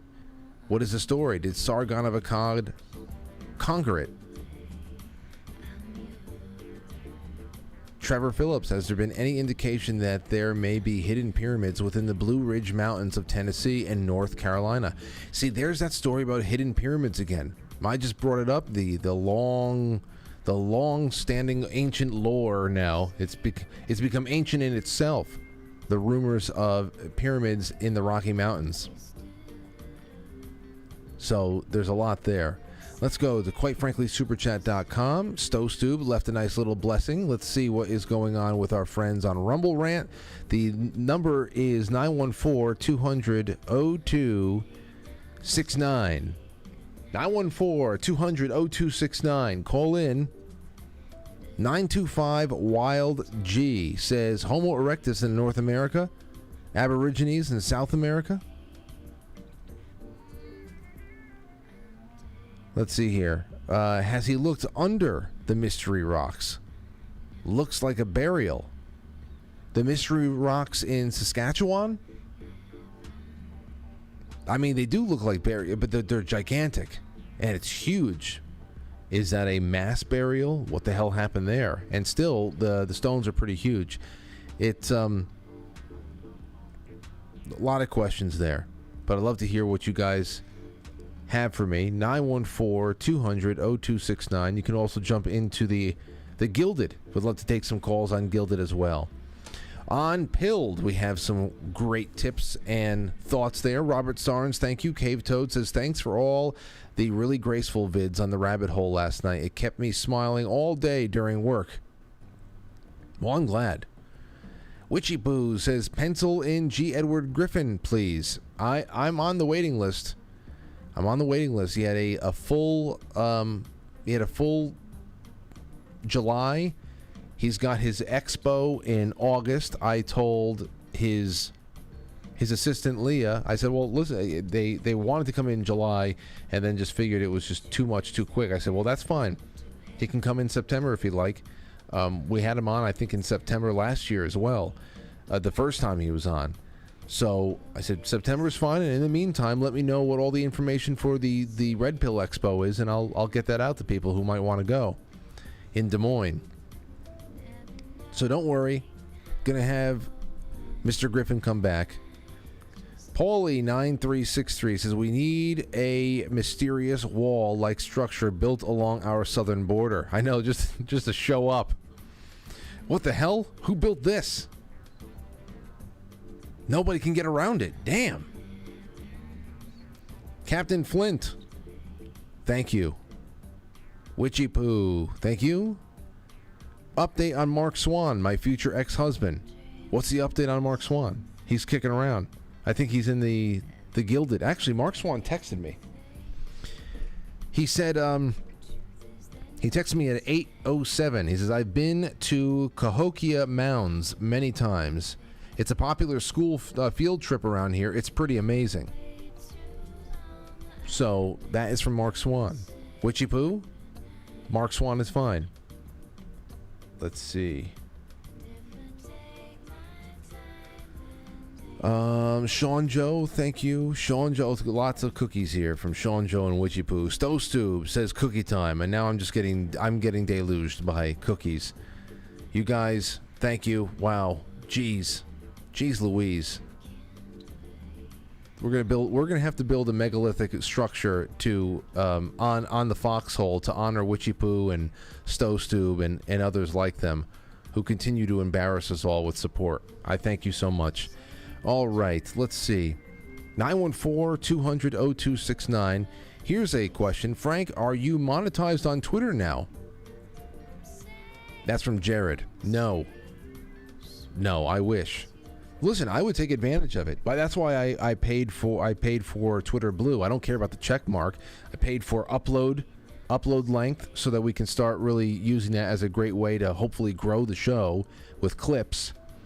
And then all of a sudden today, one of the soulless Krasenstein test tube babies posted a screenshot that they had been that they had earned through Twitter monetization, a $26,000 deposit in their Stripe account because of however many impressions they got. And what are all their impressions? It's all people trolling them and boosting their posts. $26,000. So I said, these mongrels are making $26,000 at a clip now on Twitter. I said, okay, well, listen, where can I look to see if I'm eligible? Because I don't care if it's $26,000. I wouldn't make anything like that. But if I can put out clips from the show and we have more of a reason to get it out there and try to make some of these go viral, not only to expose the show, but also to fund the show a little bit, I'd love to. Why not? You know? And then I realized that there is a criteria. If you're going to qualify for monetization on Twitter, you have to post 5 million tweet impressions a month for 3 months straight to qualify. And I'm like, oh, fuck this. Yeah, that's not gonna. That is for an upper tier level. So Tim Pool will be making an extra $50,000 a week, and the Krasensteins. Oh, you're also going to see a flood of people, a flood of leftist lunatics who left Twitter, come back to Twitter, and get bullied, and love it, because the more that they tweet and the more that people bully them, the more money they're going to make. So you're going to see that happen. This was really stupid. If you're going to allow people to... why? Who cares if somebody monetizes their tweets and only makes 25 cents? Just allow everybody to do it. Isn't that incentive to get the entire platform pumping out content? Isn't that incentive? Why would you give it to the upper echelon that are only going to kiss your ass, Elon? So that's... I know, I'm way off topic now. So... we'll get to that some other time. Let's take a call from 207. You're on the air. Go ahead. 207? 207? Oh, 207. Don't be a dud, ladies and gentlemen. You just got to be ready. You got to be ready. 914-200-0269. Maybe 207 will try again. What else do we have? There's more in here. I have another story I want to do to end the show. I think it's going to be fun. Might end a little bit early, depending on what's going on. But what do we have? Nothing? I think not. It's all right. Well, yeah, there's so much to be said about that and the rest of the things that we were talking about tonight, and we'll see. I actually put a couple of messages out there to friends of the show to see if they wanted to say anything about the subject matter. I think it's very interesting, especially when you get into local sites. Do you have anything by you? Local sites that you know are very old, that predate colonial America, that there's just something there, even if all the history is not all filled in yet. I think that's something. Always something to look up into. All right. 914-200-0269. Let's take a call from Ted. What's going on, Ted? Hey, Frank. Sorry, hang on a second. You got it. Can you hear me all right? Oh, I hear you much better. Go ahead. Okay, great. Yeah, I have my Bluetooth on. I'm sorry. I'm working here. It's okay. Hey, I just called in to, I'd like to tell you, I love your show. The other thing that I wanted to I'd tell you a sea story that from the other day. I tried to call in, but I couldn't make it happen. And I've got a lot of them. I've been a licensed captain for 43 years. So, but there was one in particular that I thought you would get a kick out of. Okay. I was anchored up at the Farallon Islands outside of San Francisco. I was rock cod fishing commercially. This was quite a few years ago. Anyways, I was anchored up there in the middle of the night, and my head system wasn't working, so I had to go outside and pee over the rail in the middle of the night. So I went outside, and it was a flat, calm night in the middle of wintertime, glassy calm. And the sea lions, they swim, they sleep rafted up together, holding on to each other in the water, right? Mm-hmm. And I got off on, I'm standing next to the rail, and it's thick fog and flat calm and pitch black, just black as black can be, no moon, nothing. Wow. Every time, but the only time you could see anything is when the lighthouse lit everything up when it went by, right? So I'm standing there, and I start to take a leak over the rail, and I hear the sea lions going nuts. And the first thing I thought of was, well, I'm sorry, I got to go to the bathroom. So I didn't mean to pee in your pool, and they all jumped out of the water. They're all jumping out onto the rocks. Okay. And then the next thing I hear is, if you've ever been in a harbor in the middle of the night or any time in the harbor and you hear a sailboat go by, you hear the noise of the hull running through the water. But there's no engines, right? Right. So, but you can hear it, and you can see. So I hear this noise, right, of like a 15, 18-foot skiff or running through the water. But there's no noise, no engine noise. There's nobody sailing. It's flat calm. I'm the only one in the anchorage, crazy enough to be there. And then I see half of a wake. And so now this is while I'm taking a leak. So wait, Ted. Half of a what? A wake, the wake of a boat. Okay.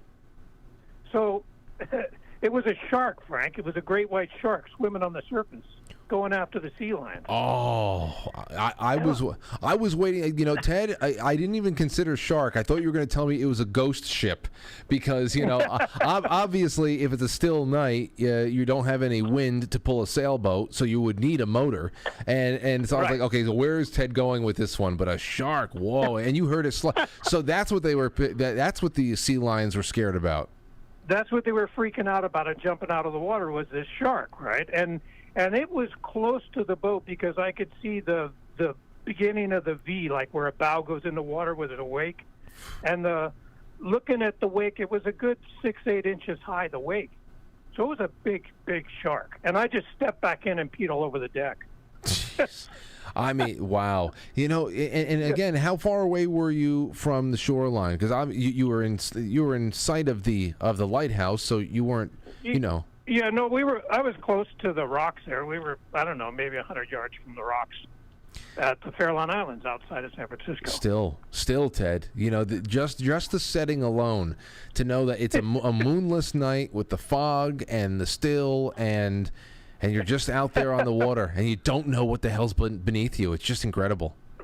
Yeah, it was a lot of fun. And then the guy that called in the other night and said the guy lost his head to a shark. Yeah, that happened some years ago, but about a week before, I was at that cove swimming where he lost his head. I used to go ab diving, and I was never any good at diving. I'm not supposed to be in the water. I'm supposed to be on top of the water. So I was in that cove a week before, and the guy lost his head. You knew that story personally? You knew about that? Yeah. Okay. So I guess there's not that many shark decapitation stories out there. That it kind of gets just it kind of sticks out, huh? Yeah, oh yeah, big, definitely. Well, Ted, thank you. You hear about legs and arms and middles and yeah, you know. Absolutely. So, you hear about appendages. You don't hear about the whole head coming off. It makes you wonder. Yeah, well, imagine the last thing he saw, huh? I know. Oh God, there's so many terrible ways to die. Oh, there's so many terrible ways to die. It's just incredible. But Ted, I really appreciate the call. Thank you for showing up. All right, take care. Thanks, Frank. All righty. There you have it. 914-200-0269.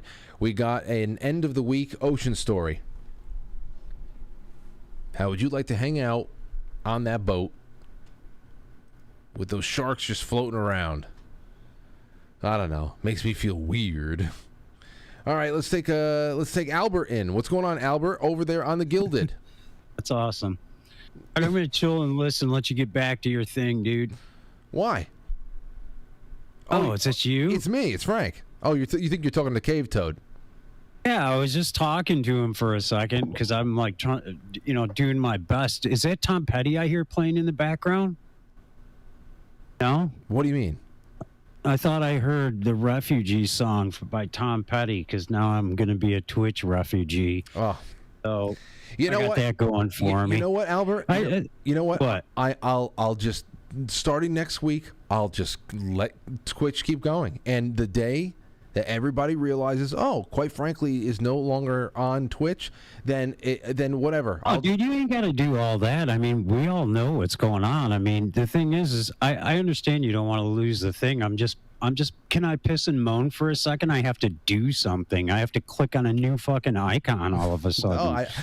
I just don't want people to be upset because I'm just thinking of ways where we can preserve ourselves in a way where maybe that little piece of the show can be repurposed in a way that it'll last even longer, and we can get more exclusive content just there instead of eventually, time just running out. Because as you might have noticed, all of those. Yeah, I was there when the time ran out in fucking Discord, dude, and that was kind of a bummer. There's a lot of people that don't give a shit, because, and I mean that like not in a negative way, but I mean, it's like, me, I think I already got up. I was like, all right, well, let me check out Theta again. I just don't. I like this place because, it's not too many people and it's not too little people kind of thing like that, but I figured Theta would work out too. So either way, if you decide to keep the Twitch on or whatever and let the wheels fall off, and like you said, then people can't bitch if they just come in and it's just fucking gone one day, because that happened on Discord, right? Right. So right. And yeah, you can't say that I betrayed people on Discord. It was just shut down. That's all. It was just like, where's it at? I know it's gone. I know. I just don't want to be accused of betrayal. That's all. That's all. I just want to make things. But hey, everybody on Theta, did you hear that? You got a nice little plug from Albert. So Theta, that group over there, they've been sticking it out for a while now. It used to only be 2 people a night. Now it's consistently 15 to 17 people. Right. So I was just like, wow, you got to do the keep it as a gaming. I totally get that. And if they're giving you shit, I mean, what can you do? Do your best and fuck the rest. So, that's what you can do. But I wanted to tell you my ocean story because you didn't get my call the other day because I only got one, and I've only been to the ocean one time. And Lisa decided to take me down to the ocean. We went to Alabama because she knows some chick down there or whatever. So she's like, we're down there. And she's like, you said you never saw the ocean. I'm like, yeah, it's because I haven't. She's like, there's some place called like some beach. It's right up, supposed to be real famous. I forget the name of it, but it's like right up, it's at the top of Florida. But she's like, we're only like 2 hours away. Let's hop in the car and drive. So we're driving down there. I'm going to do this as quick as I can. It's like a fucking monsoon down there, dude. I mean, rain was coming down so hard you could drive like 20 miles an hour on this road. We get to the ocean, right? And she's like, you're going to love it. It's so clear. I get there. It's like a mud pool or whatever. And then I go down and I'm like, whatever, it's all good. Yeah, it's big. It's big water. It's reminding me of one of the Great Lakes. So, but I'm going in and they've got these docks that go out forever, right? So I get in the water and I'm like swimming out there and there's some dude out there. There wasn't really anybody there. It was off season, but we're treading water out there. And I'm talking to this guy, and he's total hillbilly, right? And he's like, yeah, I've been all up and down and this and that, and blah, blah, blah. And I'm like, all right, cool, whatever. And I'm treading water, and I look over at this dock that's sitting way, way out there, and there's this giant thing, Frank, that comes out of the water and then goes back in. And I was like, the fuck was that?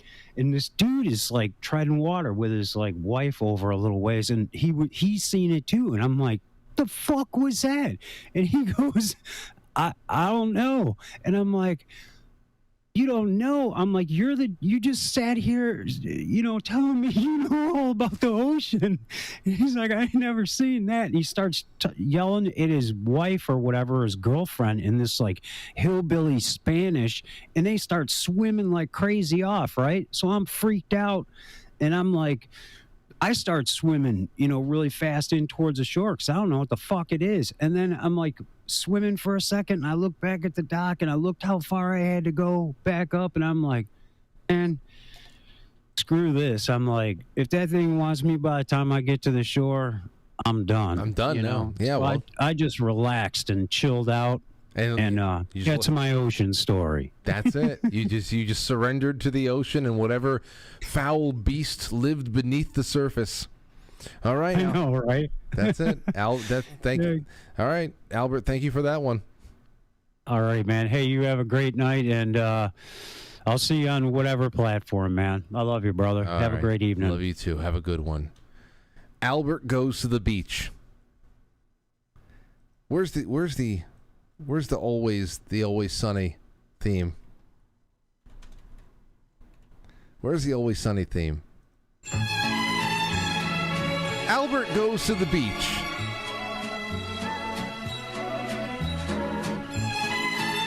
Yes.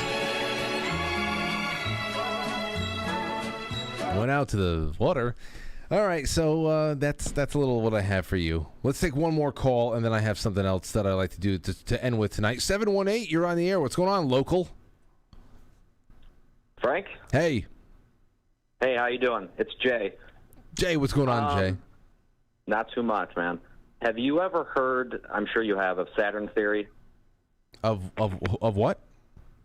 Saturn theory. Saturn theory. I don't know. Does it have anything to do with Saturnalia? Go ahead. Are we talking about the cult? Yeah. Okay. Yeah. So it goes along with the electric universe theory. Okay. So basically, it's if you look at every ancient civilization on the planet, they all correlate to around the same exact things. So in Rome, it was Saturn, it was Venus, and Mars. In Greece, obviously, it was Aphrodite, it was Ares, Kronos. And if you look at every ancient religion around the planet, they all start the same way. It's always a black void There was nothing there. You couldn't tell the difference between the sky and the oceans. And it had to do with plasma and what have you. I'm going to do a terrible way of explaining it, but they all talk about a North Star that was stuck in the sky at all times. It couldn't move. It was there always. And then to go back to, it was a black void at the beginning, like in the Bible, all religions, you look at the Greek religion, everything. There's a certain point where let there be light, where it comes to life. And then civilization and human beings start being born, coming to life. And in the Saturn theory, through, I don't know, you've probably never heard of him, but Wal Thornhill is a physicist, and he dug really deep into this. He went, I think it's Alexander, can't think of the physicist's name, in the early 1900s, he figured out that the universe was electric, made of plasma, and then obviously Einstein came in and all that stuff. But with Saturn, it was a brown dwarf star. It was stuck in the north. We were a satellite of it. The sun captured it at a certain point and, I guess, lit it up, made it a nova. And that's what caused, at that time, horrific destruction. But it also gave us the Golden Age, the historic, mythological Golden Age throughout the Earth. And that's where, what would you call it, navigation or just traveling the Earth and discovering the Earth came about. Okay, so Jay, how would you, what do you, let's tie it all in to tonight, and let's put that into a nice conclusion, because this is something that if you want to propose a topic and maybe an overarching question, this is something I can bring someone like what I got anyway. I gotta go. Keep going on. No, go ahead. No. What's that? Sorry. No. Go ahead. Put it into your. Troy McLaughlin. He is the perfect person to have on.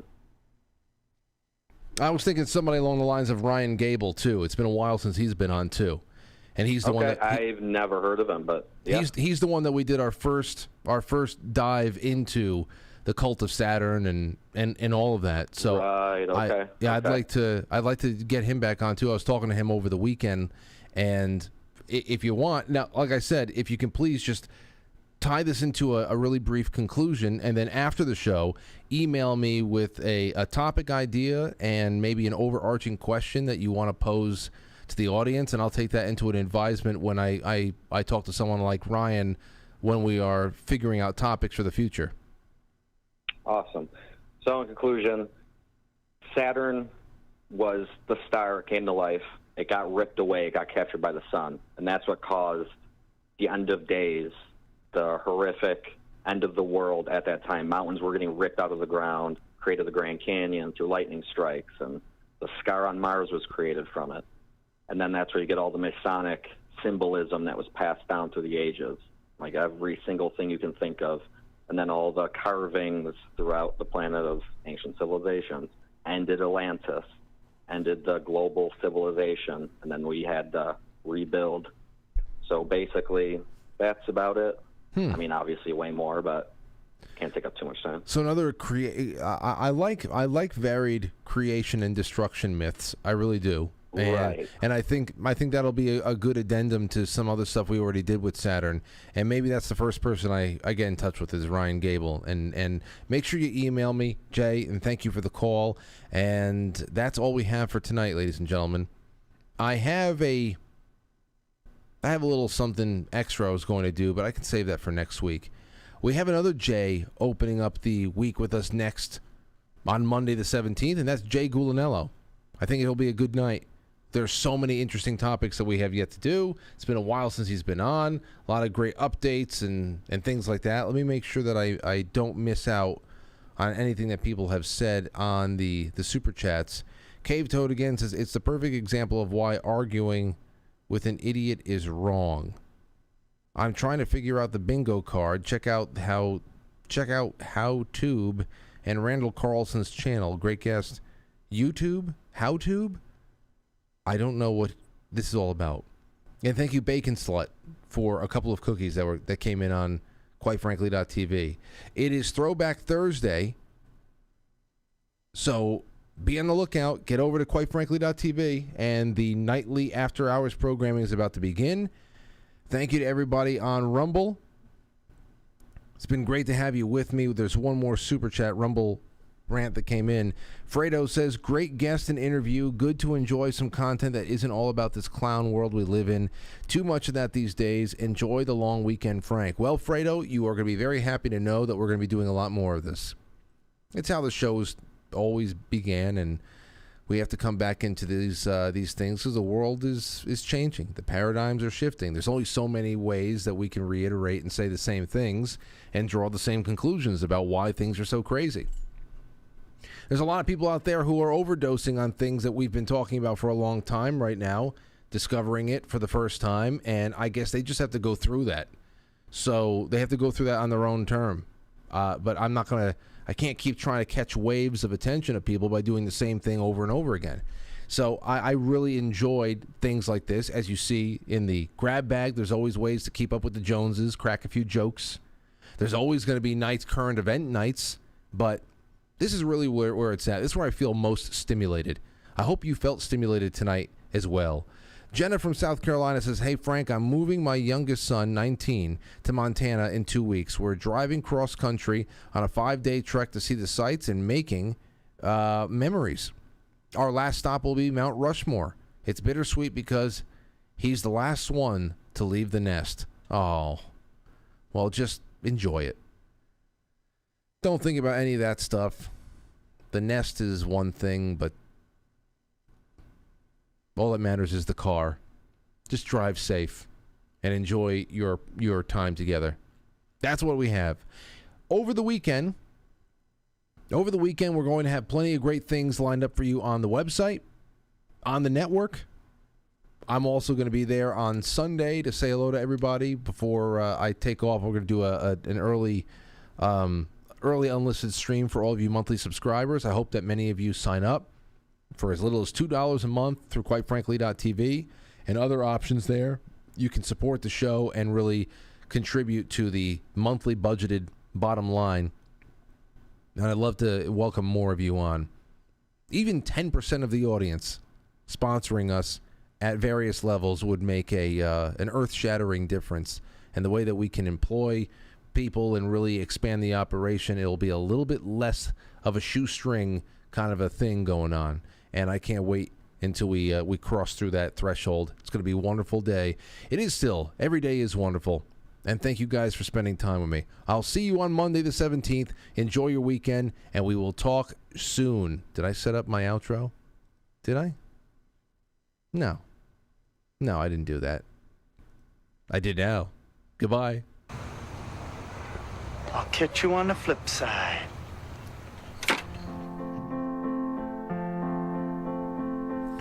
Quite Frankly is filmed before a live studio audience, and now our super chatters, starting with our wonderful friends on Rumble, Fred Awakening, 925 Wild G. Thank you to our friends on QuiteFranklySuperChat.com, Jenna from South Carolina and Stowstube, and just a I don't know, a huddled mass of awesomeness on Foxhole, nestled right there in the center of QuiteFrankly.tv, which I hope you're all going to be joining me soon in the chat room, watching whatever the wonderful, maybe Cody or Abe has ready for us tonight. All right, that's it. Have a good one. Bye-bye.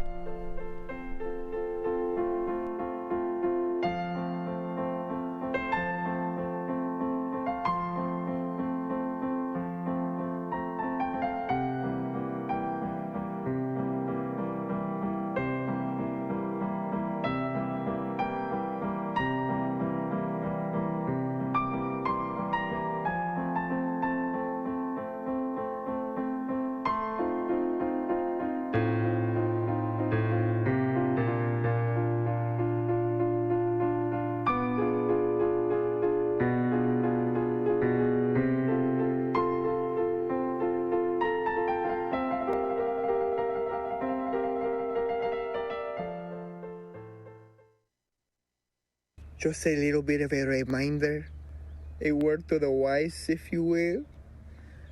Do not worry about the worries from yesterday. Leave it in the past. Move forward with confidence because there are so many new things to be experienced today. New joy to be had. So move forward, be strong, and have a great rest of your day.